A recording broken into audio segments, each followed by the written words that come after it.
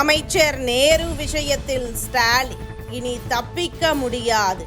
அண்ணாமலை வெளியிட்ட விஷயம். பணி நியமன முறைகேடு வழக்கில் தமிழக அமைச்சர் நேரு மீது வழக்கு பதிவு செய்து விசாரிக்க லஞ்ச ஒழிப்புத்துறைக்கு சென்னை உயர்நீதிமன்றம் உத்தரவிட்டுள்ளது. இது ஒட்டுமொத்த திமுகவுக்கும் அதிர்ச்சியை ஏற்படுத்தியுள்ளது.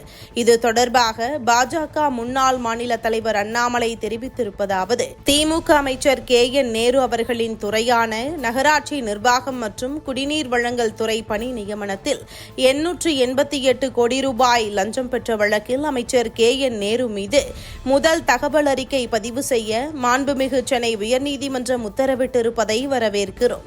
கடந்த அக்டோபர் மாதம் தமிழக அரசு தலைமைச் செயலாளர், தமிழக காவல்துறை தலைவர், தமிழக லஞ்ச ஒழிப்புத்துறை ஆகியோருக்கு இந்த 888 கோடி ரூபாய் ஊழலில் அமைச்சர் KN நேரு மீது முதல் தகவல் அறிக்கை பதிவு செய்ய கோரி கடிதம் மூலம் அமலாக்கத்துறை வலியுறுத்தியிருந்தது. அதேபோல கடந்த டிசம்பர் மாதம் நகராட்சி நிர்வாகம் மற்றும் குடிநீர் வழங்கல் துறை ஒப்பந்தங்கள் வழங்குவதில் சுமார் 1020 கோடி ரூபாய் லஞ்ச ஊழல் நடந்திருக்கிறது என கூறி அமைச்சர் நேரு மீது வழக்கு பதிவு செய்ய கோரியிருந்தது. இது தவிர இந்த ஆண்டு ஜனவரி மாதம் இதே துறையில் பணியிட மாற்றம் வழங்க லஞ்சம் பெற்ற வகையில் 365.87 கோடி ரூபாய் லஞ்ச ஊழல் நடைபெற்றிருப்பதாக கூறி மூன்றாவது முறையும் அமலாக்கத்துறை ஆதாரங்களை அனுப்பியிருந்தது.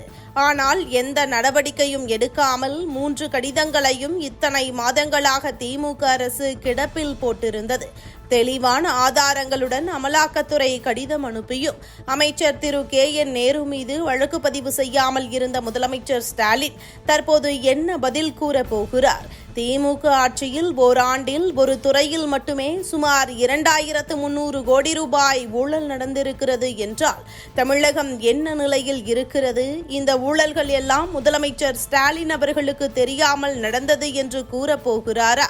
உடனடியாக அமலாக்கத்துறை கடந்த டிசம்பர் மாதம் அனுப்பிய 1020 கோடி ரூபாய் பணி ஒப்பந்தங்கள் வழங்கியதில் நடைபெற்ற லஞ்ச ஊழல் வழக்கிலும் 365.87 கோடி ரூபாய் பணியிட மாற்றம் லஞ்ச வழக்கிலும் அமைச்சர் KN நேரு மீது வழக்கு பதிவு செய்ய வேண்டும். இல்லையேல் இந்த அனைத்து ஊழல்களும் முதலமைச்சர் ஸ்டாலின் அவர்களுக்கு தெரிந்தே நடந்திருக்கிறது என்ற முடிவுக்கே மக்கள் வருவார்கள் என தெரிவித்திருக்கிறார். தேர்தல் நேரத்தில் கிளம்பியுள்ள இந்த விவகாரம் திமுகவுக்கும் அமைச்சர் நேருவுக்கும் பெரும் தலைவலியாக இருக்கும் என்றும் கருதப்படுகிறது.